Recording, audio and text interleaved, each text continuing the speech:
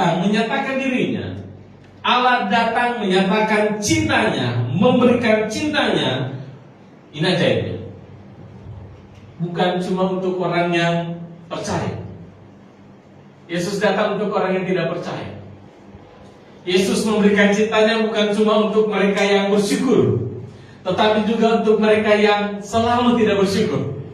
Yesus menyatakan cintanya bukan cuma untuk orang yang mau menerima dia, tetapi juga untuk orang, bahkan orang yang menolak dia, Yesus tetap datang. Coba saudara lihat di pasal 1. Yohanes pasal 1 ayat 11 dikatakan begini. Ia datang kepada milik kepunyaannya, tetapi orang-orang kepunyaannya itu tidak menerima dia. Lihat itu. Jadi Yesus itu datang bukan cuma untuk orang yang mau terima dia, tetapi Yesus datang juga untuk orang yang tidak terima dia. Sebelum Yesus datang ke dunia, Yesus sudah tahu akan ada orang-orang yang tolak dia, tetapi karena cintanya yang besar, dia tetap datang. Saudara coba bayangkan, saudara datang ke rumah orang tuamu, datang ke rumah kerabatmu, datang ke rumahnya temanmu, tetapi begitu saudara datang, saudara ditolak. Bagaimana perasaanmu? Ya pada umumnya, semua kita pasti kecewa. Semua kita pasti tidak akan datang lagi ke rumah itu sebelum orang itu minta maaf, atau kita tahu penjelasannya. Kenapa sih kau tolak saya datang? Tetapi Yesus tidak seperti itu. Sekalipun Yesus ditolak, Yesus tetap datang. Sekalipun Yesus ditolak, dia tetap mau disalibkan loh. Karena itu tadi, karena begitu besar. Wah, ini luar biasa. Ya. Allah tidak pernah menyerah kepada saudara. Allah tidak pernah menyerah untuk menyatakan cintanya untuk kita. Ya, karena sampai hari ini Allah melihat banyak orang yang frustasi, banyak orang tertekan, banyak orang yang menyakiti dirinya sendiri, banyak orang yang hancur. Mereka membawa beban yang seharusnya mereka tidak harus pikul. Terikat dengan kebiasaan buruk, bahkan ini konyolnya, menurut saya.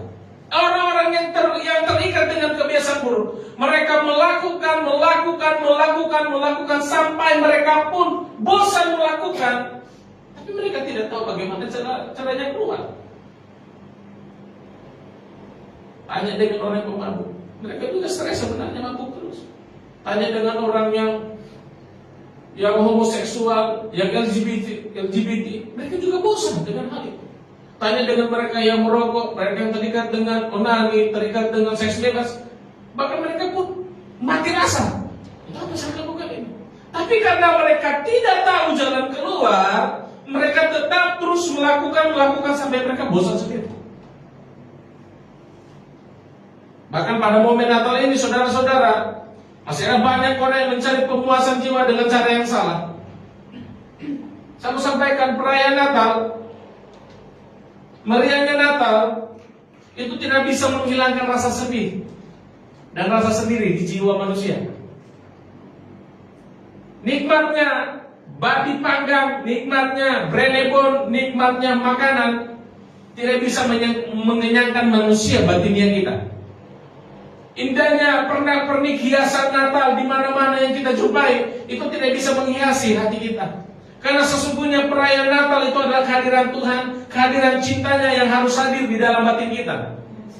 Itu yang bisa membuat batin kita puas, itu yang bisa menghiasi hidup kita, itu yang bisa mengenyangkan kita punya batin ini, saudara. Itulah sebabnya saya dan saudara dan semua orang yang dengarkan pesan ini, saudara harus kembali ke cinta pertamamu. Cinta pertamamu bukan papamu, bukan mamamu, bukan pacarmu, bukan suamimu. Cinta pertamamu itu adalah Yesus. Karena dialah orang yang pertama yang memberikan cinta yang sejati kepada kita. Wah, ini luar biasa. Cintanya Yesus itu harus menjadi cinta yang pertama bagi kita, saudara. Kalau orang tua, orang-orang ngomong begini, kalau bagi perempuan, oh cintanya anak perempuan itu papanya, oh cintanya anak laki-laki itu mamanya. Saya mau sampaikan, itu bukan agape.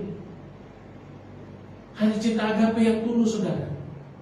Cinta pertama kita itu Yesus. Ya.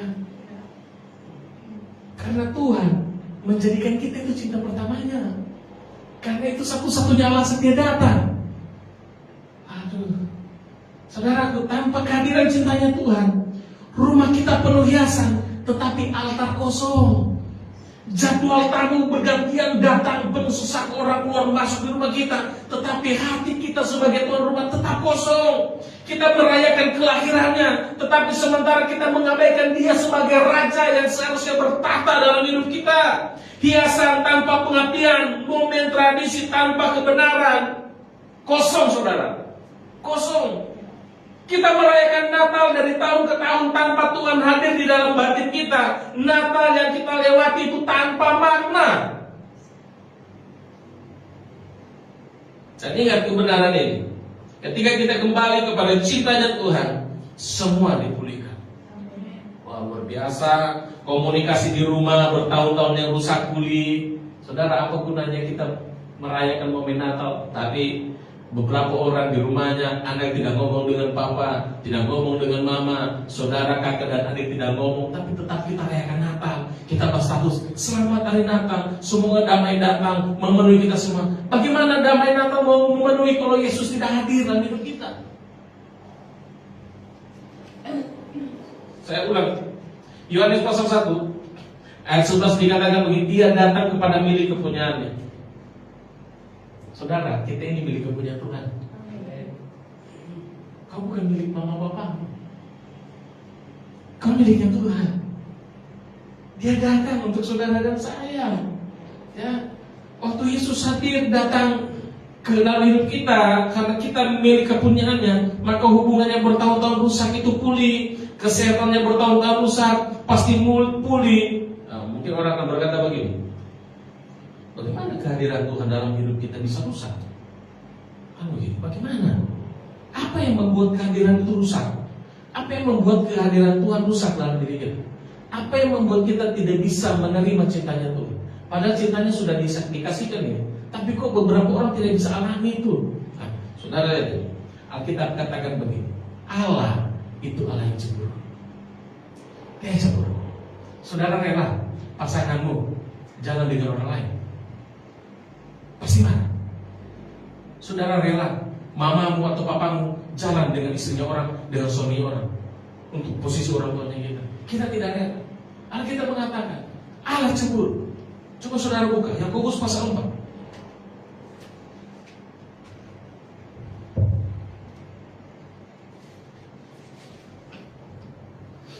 Yakobus pasal 4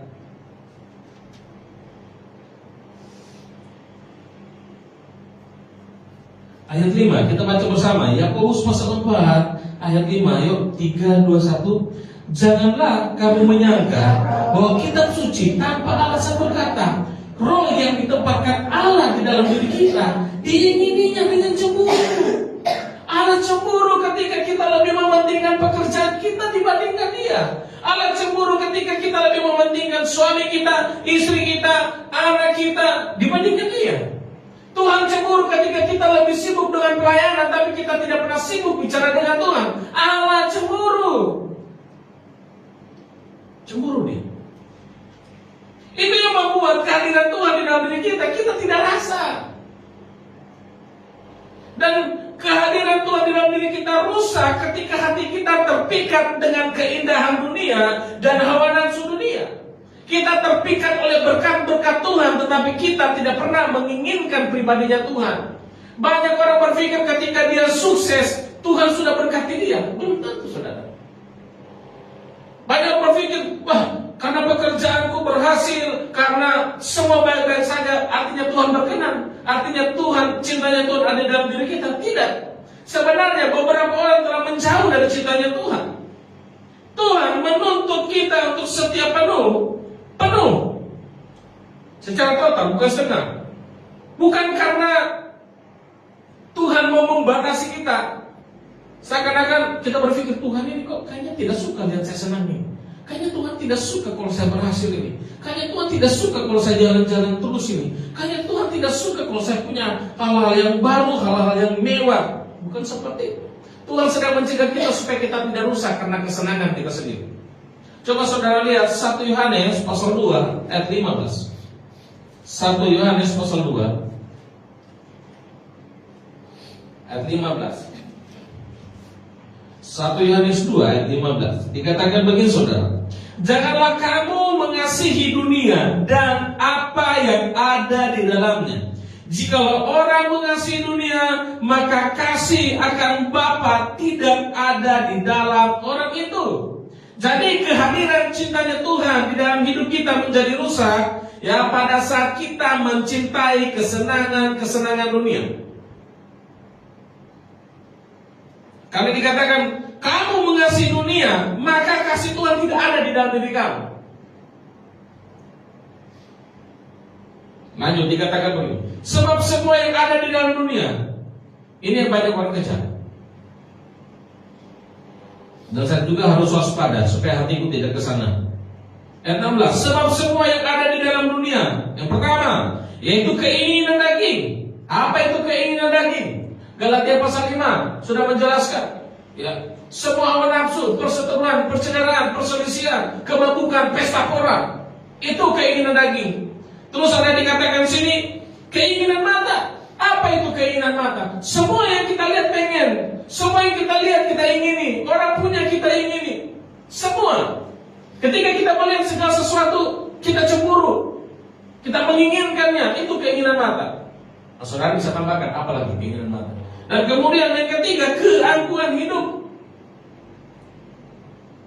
Waktu kita mengejar kesenangan dunia, kita mengejar keinginan mata, maka kita pasti akan angkuh. Kenapa kita angkuh? Karena kita sudah memilikinya. Kemudian kita melihat orang lain tidak memilikinya, maka kita menganggap bahwa kita lebih baik daripada dia. Nah, kita mulai angkuh, kita mulai sombong dengan apa yang kita punya.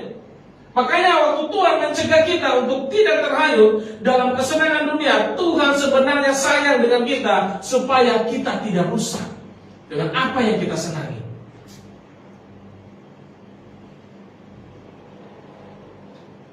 Waktu orang-orang melakukan kesenangan dunia, mungkin kita melihat secara fisik semua baik-baik saja.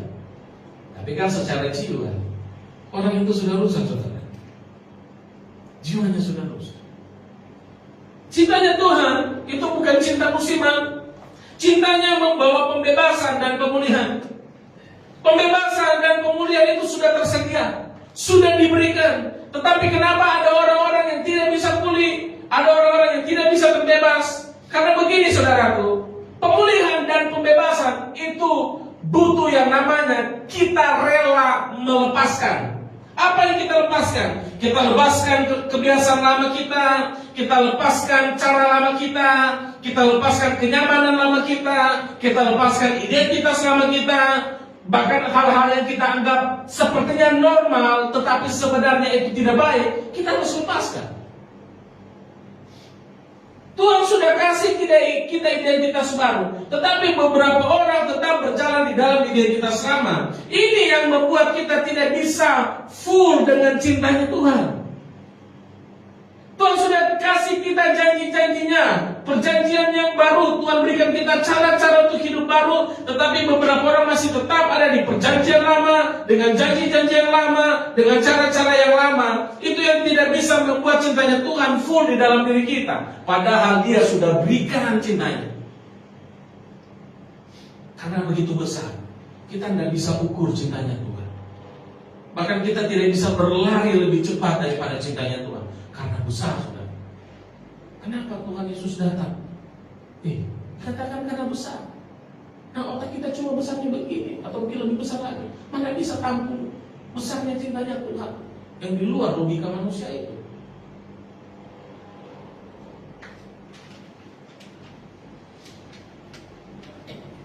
Nah, kemudian ini yang terjadi ketika saya dan saudara dan semua orang kembali kepada cinta pertamanya.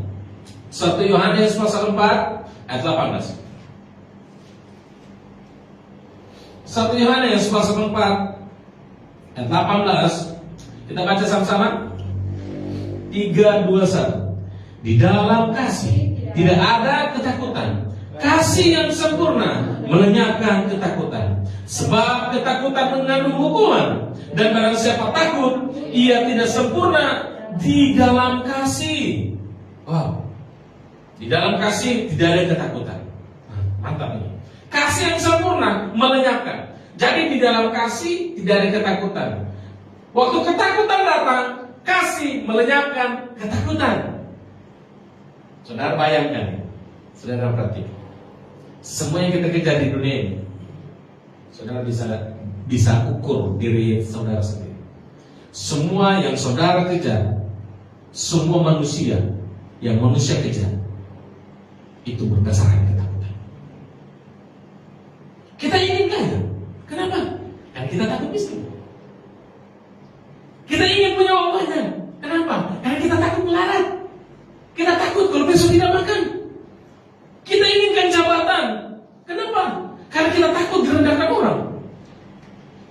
Kita berpenampilan menarik, semenarik mungkin. Kenapa? Karena kita takut tidak diterima orang lain ketika kita datang ke gereja, ketika kita datang ke satu tempat. Makanya ada banyak orang yang berpenampilan sangat menarik. Bahkan beberapa orang, mereka ingin menikah karena mereka takut kesepian. Mereka takut tidak punya pasangan. Ada banyak orang yang ingin punya anak. Kenapa? Karena mereka takut tidak punya keturunan.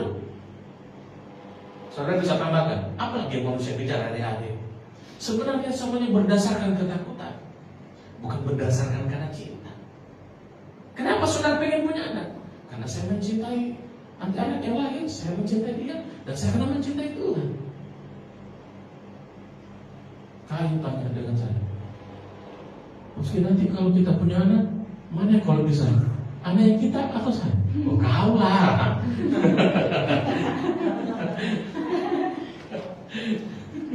Anak tetap di saya, tapi istri juga di saya. Ada orang kan kalau sudah kawin, istrinya diabaikan.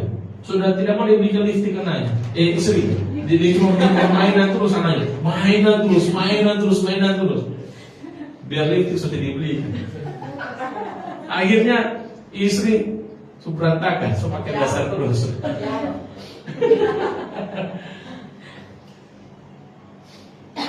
Sabar ya. Alarm, panggilan doa itu. Jadi itu kita ibadah. Beberapa orang seperti ini. Ada orang ketika tadi saya lagi duduk situ, lagi pejabat, tiba-tiba muncul perkataannya. Ada beberapa orang ketika dia belum menikah, dia tidak stabil. Tapi begitu dia sudah menikah, dia stabil, maksudnya rohani. Tetapi ada orang yang waktu dia belum menikah, dia stabil. Tapi pas menikah, dia jadi tidak stabil rohani. Kenapa ini? Cinta ke Tuhan kurang. Karena dia sudah lebih cinta istrinya, dia cinta suaminya, tetapi dia sudah tidak mencintai Tuhan lagi. Sudah bagi hatinya. Ada orang dulu belum bekerja, rajin sekali berdoa, rajin sekali ke gereja. Orang sudah pulang semua, dia di gereja terus berdoa terus. Datang ke pendeta, ini orang kita semua tidur berdoa terus di sini. Mau diusir tidak enak. Sekarang sudah kerja. Pendeta yang cari-cari dia, sudah berdoa ya, sudah pernah gereja. Tapi dia menganggap bahwa dia sedang mencintai Tuhan karena dia diberkati. Wah, itu keliru saudara. Sebenarnya begini, tolak ukur bahwa kita masih mencintai Tuhan dan kasih Tuhan full di dalam kita. Kita bisa melihat dari setiap pekerjaan dan aktivitas yang kita lakukan tiap hari. Ukur di situ saja. Ya. Jangan ukur dengan berkatnya Tuhan bahwa Tuhan mencintai kita. Ukur dari aktivitas kita. Ukur dari cara kita hidup. Kita bisa tahu bahwa kita ini sedang mencintai Tuhan. Kita tahu bahwa cintanya Tuhan full dengan kita. Dari aktivitas kita. Ya. Nah, terus dikatakan begini, di dalam kasih tidak ada ketakutan. Terus ketakutan itu datang dari siapa? Datang dari iblis.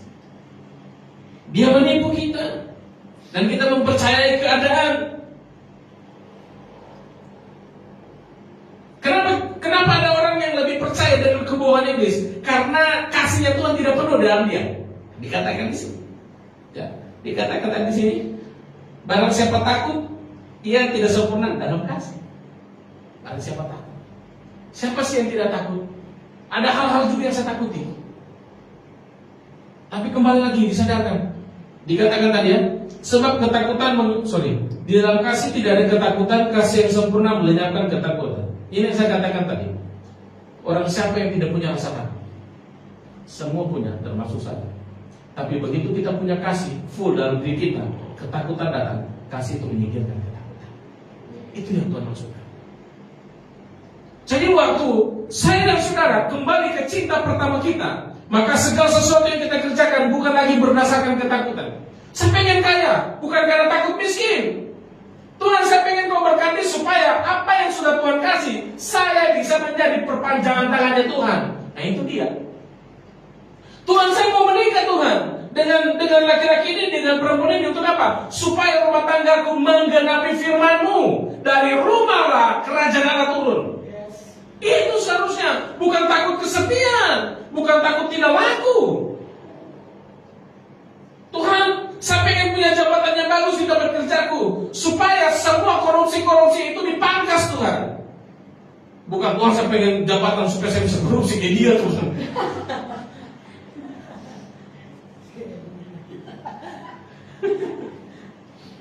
Tuhan, saya mau berpenampilan menarik supaya yang namanya anak Tuhan itu dikagumi. Tuhan yang dikagumi maksudnya. Karena anak Tuhan juga memang harus rapi. Tapi tidak juga sampai nanti sampai sini. Cincin rame di sini, gelang semua sampai di sini. Tidak juga. Ya. Maka Tuhan, saya pengen punya anak supaya kalau orang sebesar ada cuci baju, ada cuci piring, ada yang sapu, dia bayar sewa pembantu. Anak bukan pembantu.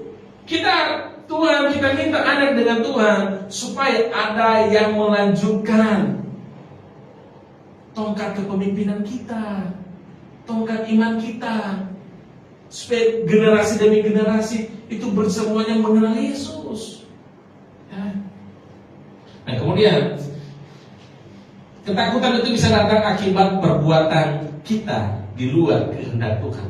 Makanya kita tadi takut. Kita melakukan kesalahan di masa lalu. Kita takut apa yang sudah kita lakukan di masa lalu itu bisa terbawa di masa sekarang. Bahkan itu membayang-bayangi masa depan kita. Tapi cintanya Tuhan, sama sampaikan, Dia menjangkau masa lalu, Dia menjangkau masa kini, dan Dia menjangkau masa depan kita. Kata menjangkau artinya Dia merangkul dan Dia memulihkan masa lalu kita, supaya di masa sekarang kita tidak dihantui masa lalu, dan di masa depan kita bisa berjalan dengan kemenangan. Kemudian dikatakan lagi, di dalam kasih tidak ada ketakutan. Ini berbicara tentang rasa aman, rasa perlindungan, dan kita percaya. Siapa yang kita percaya? Ya. Aman. Kenapa kau suka dengan dia? Saya aman dengan dia, karena kemana-mana bawa kampak.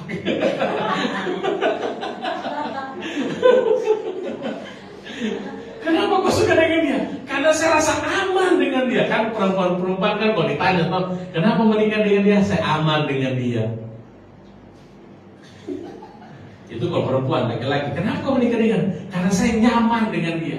Karena kasih itu bicara tentang rasa aman, rasa nyaman, dan rasa perlindungan. Dan kita percaya dengan pasangan kita, saudara. Ya. Bahkan ketika ada sesuatu yang membuat kita takut, kasih Allah di dalam diri kita langsung melenyapkan ketakutan. Kita takut nanti istrinya kita pergi ke sana, tadi ngapain di sana. Kita takut sampai kita kalau pergi ke sana, takut nanti dia apa di sana. Tidak usah aku pergi di sana. Untuk ada kasih di dalam saya dan di dalam pasangan saya, maka kasih itu berbicara tentang siapa yang kita percaya. Tidak perlu kita takut. Dia mau ke mana? Dia mau apa? Tidak usah takut. Yang penting dua-dua full dengan kasihnya Tuhan, itu saja. Ya. Kalau satu tidak full dengan kasihnya Tuhan, aduh, bapak lagi di sana, nah itu bahaya. Bapak kok di sana? Jadi kasih Allah di dalam diri kita itu membuat kita mempercayai Tuhan. Kita percaya dengan pasangan kita percaya dengan diri kita sendiri. Ini juga penting. Bukan kita over pede, tidak. Tapi waktu kita percaya kepada Tuhan, kita bisa percaya dengan langkah yang kita ambil. Karena kita tahu Tuhan, kasih Tuhan ada di dalam kita. Maka setiap langkah yang kita kita ambil, kita yakini Tuhan menghendaki langkah kita, maka kita tidak perlu takut gagal. Kita tidak minder, kita tidak takut dengan orang mau ngomong apa dari kita, mau disaingi kah atau apalah.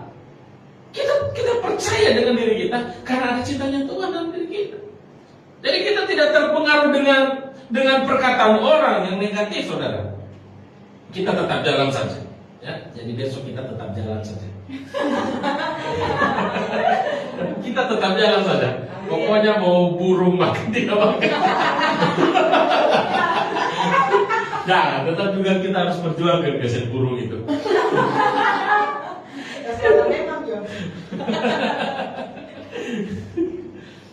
Saya tahun ini saya tidak tahu, saya senang sekali. Saya duduk, saya selalu menangis tadi penyembahan. Saya bersyukur saya lihat kamu semua di altar. Senang sekali saya. Senang saya untuk Natal tahun ini, saudaraku. Jadi kita bisa melihat betapa besar cintanya Tuhan itu sama kita, ya, yang membuat Tuhan tetap bertahan untuk datang karena Dia mencintai saudara dan saya. Yang membuat Tuhan tetap bertahan mau disalib, bahkan dalam kemanusiaannya pun. Saya sedang tidak khotbah tentang Paskah, tapi berlanjut saja. Yang membuat Tuhan tetap bertahan ketika di Taman Getsemani Dia ngomong seperti ini, Tuhan, Bapak kalau bisa biarlah cawan ini berlalu. Artinya Dia selesai disalibkan. Dalam kemanusiaannya Dia pun menolak. Sakit, saudara, tapi membuat Tuhan tetap bertahan. Tapi biarlah kehendak-Mu yang jadi, karena Dia mencintai kita. Dan sebenarnya, sekarang saya mau nangis ini. Sebenarnya hal itu bisa kita pakai waktu cinta Tuhan di dalam kita. Maksudnya seperti ini, yang bisa membuat kita bertahan karena kita mencintai orang yang kita layani. Kenapa? Supaya orang yang kita layani dia bisa merasakan dan mengalami cinta yang kita alami dari Tuhan. Itu satu-satunya alasan kenapa kau harus bertahan dalam pelayanan.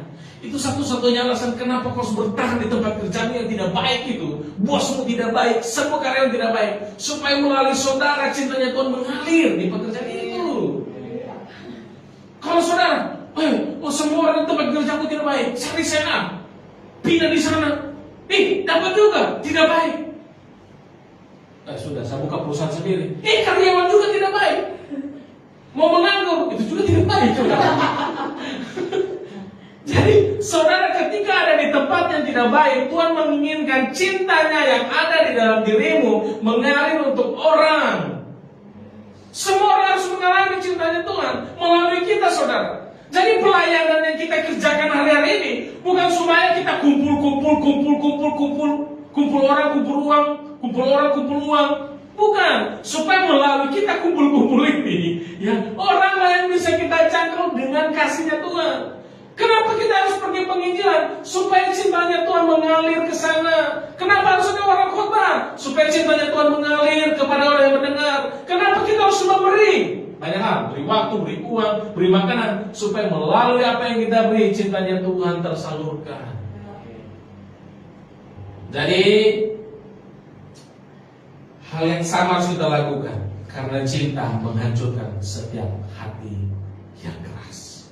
Mau sekeras apapun orang, ketika kita membagikan cintanya Tuhan, cepat atau lambat orang itu akan lulus sendiri. Jadi, saudara pernah alami, saudara suka dengan orang, mungkin bukan saudara, orang lain. Ada orang suka dengan satu perempuan, tapi secara tampang perempuan itu tidak suka, tapi karena tiap hari kasih perhatian, sudah makan kau, jangan lupa makan. Dia WA terus, dia hubungi terus. Akhirnya perempuan itu, akhirnya cinta sudah tidak melihat muka lagi, tetapi melihat hati yang tulus.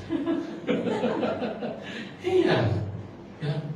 Dengarkan, cinta itu bisa menghancurkan semua tembok-tembok sekeras apapun orang, mau kepala batu, mau kepala beton, mau kepala apapun itu. Cinta itu akan menghancurkan kekerasan hati kita. Itu yang Yesus lakukan. Yesus bertahan untuk saya dan saudara. Dia terus bertahan untuk menyalurkan cintanya. Jadi mari kita semua kembali kepada cinta pertama kita, yaitu Yesus. Jadikan Yesus itu pusat hidup kita. Bukan cuma itu terjadi secara setengah, tetapi harus full. Bukan cuma sekedar perkataan, tetapi juga sikap. Sikap kita. Ada saya bagikan di grup itu.